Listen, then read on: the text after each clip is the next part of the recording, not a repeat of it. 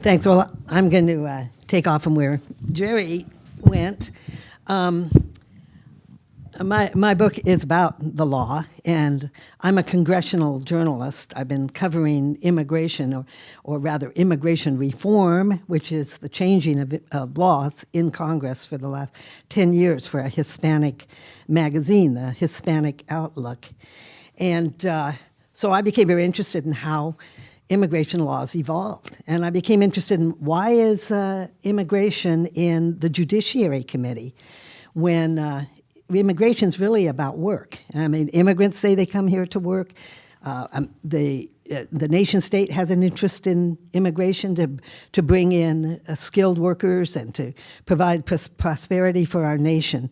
So how did it get into the Judiciary Committee? So all of this is related to the 1965 law. As Jerry said, it starts with the 1920s. We have to understand the context of the times. And it's very interesting that some of those contexts of the times of 1920, which led to a very restrictive immigration bill, are similar to today. Huge income inequality, progressives very concerned about working conditions. The biggest surge of immigrants, we still haven't even gotten to those numbers, of unregulated immigrants, a fear of foreign invasion. By then it was communism, now it's ISIS. An absolute fatigue with war, fear that there was going to be a second one. Remember, this was in between World War I and II. There may be a lesson there when you look at some of the drivers that drove the restrictive law in those times and ours. 1965, completely different time. That was post-war euphoria and lots of guilt. Guilt about the Holocaust, because we did not let Jews in. Jews were considered a nationality in those days. I have Latvian Jewish relatives who showed me their Latvian passports, even from the 80s. It's Latvia and the nationality Jewish. So that was considered part of the national restrictions, nationality restrictions. And Manny Sellers warned about the Holocaust for years, and nobody paid attention. So there was a lot of guilt about that. And then there was also guilt about the treatment of African Americans who are soldiers coming back from the war and going back to their homes in the South and meeting the huge discrimination of the what's it called, the laws that restrict. Jim Crow law. Sorry, I'm from California, so we don't know about those. That was a context of the 1960s. We don't have such movements now. The 1964 Civil Rights Act passed prohibiting discrimination based on race, creed, religion, and national origin. Here we have an immigration law completely based on restriction on discriminations based on national origin. So, of course, that had to go. And of course, Kennedy and Ted Kennedy at this point and LBJ were committed to the civil rights. So the two big movements that really don't exist today was civil rights and the guilt of the Holocaust. That drove the 1965 Act.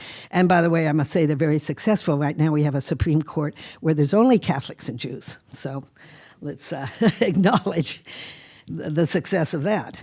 So then this law evolved in the last 50 years. And I say there are three main unintended consequences.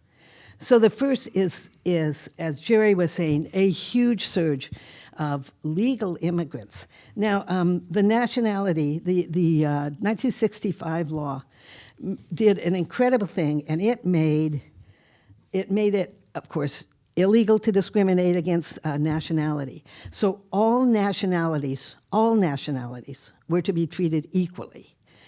That means Mexico too. And by the way, Mexico was not included in the Quota Act.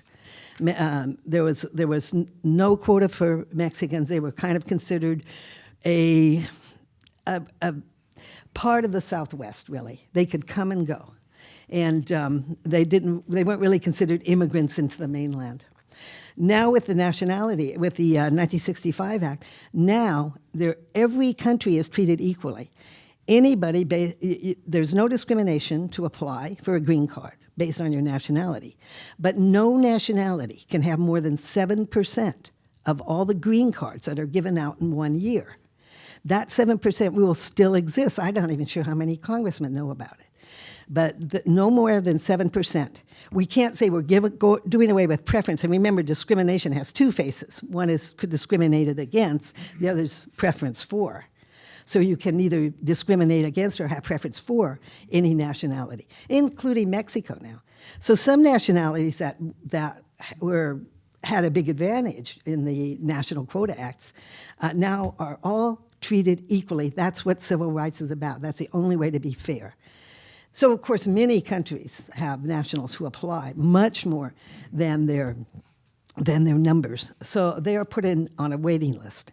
But also the other thing that Jerry talked about, the idea of family unification. Now, before, immigration was always about work. It was even in the Labor Committee. And we based immigrants, from the day that Ellis Island started, not everyone got through. You had to be work able in order to come into the country. I met a gal in Idaho whose great-great-aunt was not allowed. She was about 18. She could not come in with her family because she had glaucoma. She ended up spending the rest of her life in Constantinople. It wasn't that everybody could come in. You had to be work able. Now we did away with that. Now the priority goes to family unification. We're now the only country in the world that has that favor. So millions of people now qualify for a green card, but we have this this limit, 7%. So when a country has many more applicants than the 7%, now it's 7% of 1.2 million, they go on a waiting list. But we still needed workers. That's what immigration is about, to bring in workers. So over the years, we started inventing all these so-called temporary visas, which Mark likes to call the most untemporary of temporary visas, the biggest immigration visa that isn't. Dozens and dozens, a whole alphabet soup of temporary visas for workers and students and religious people and business people and investors.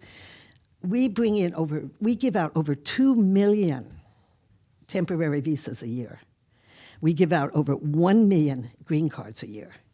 More and more. So that increased the number of immigrants coming into the country. Huge numbers. The second impact was a huge increase in illegal immigrants. So a huge increase in legal immigrants, counting temporary visas, over 3 million a year.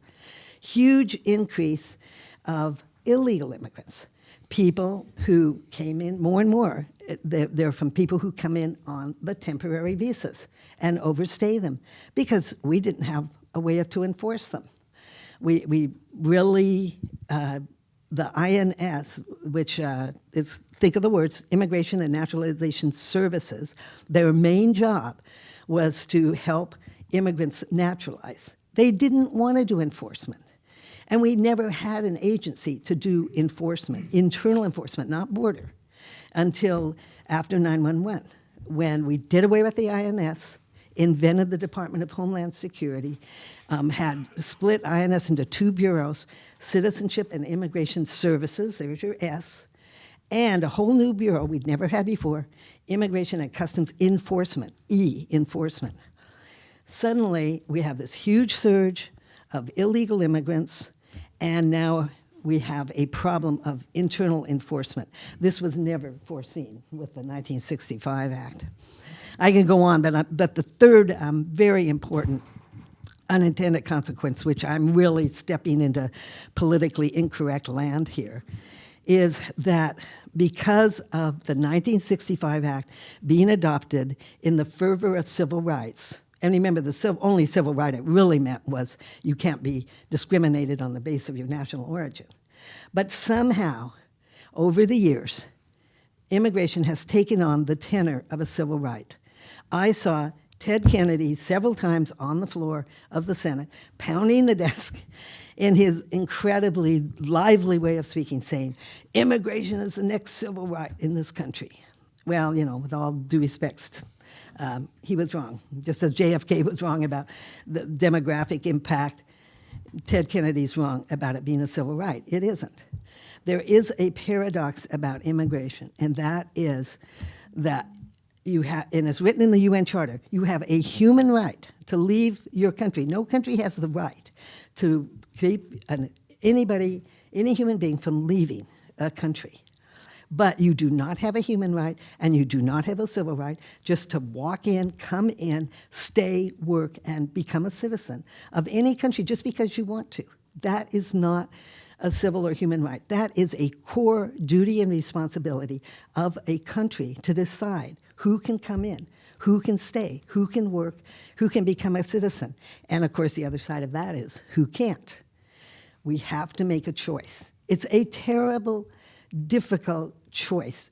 It's a terrible dilemma, especially for liberals. And we're hearing more and more now how everybody has the right to come in and work, and we talk about immigrant rights. Well, of course, when they talk about immigrant rights, they're mainly talking about the rights of illegal immigrants, because legal immigrants have lots of rights. So that is another huge unintended consequence. I could go on about that. It has to do with the invention of Latinos, because suddenly we can't talk about Mexicans because Mexicans, it's a nationality and they're going to be limited now. So now we have Latinos with this consequent Latino vote and immigration as a primary Latino issue, which it isn't, not among voters. And we're watching surges of immigrants in Europe coming to the borders, demanding entrance on the basis of humanitarian and moral rights. And they just don't have them. It's not a civil right. Immigrants get to apply, and nation states get to decide. So those are the three unintended consequences, and we can talk about it further.